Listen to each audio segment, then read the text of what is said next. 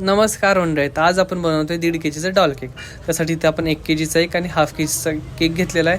बरेच जण काय करतात की केक डायरेक्ट डॉल केकच्या टीनमध्ये बेक करतात, बट त्याच्यामध्ये प्रॉब्लेम असा होतो की केक परफेक्ट बेक होत नाही किंवा असं बसून जातो मध्येच.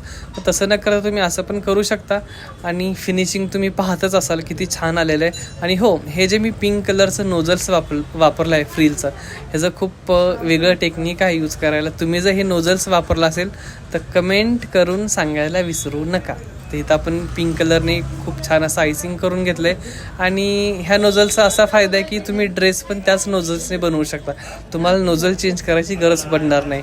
आणि केक आपण हायलाईट करण्यासाठी व्हाईट कलरचे बॉल लावलेत आणि इथं आपला केक रेडी झालेला आहे. तर तुम्हाला केकचं फिनिशिंग दिसत असेल कसं झालेलं आहे. सो आपला डॉल केक कसा झाला आहे कमेंटमध्ये नक्की सांगा. आणि व्हिडिओ आवडली असेल तर लाईक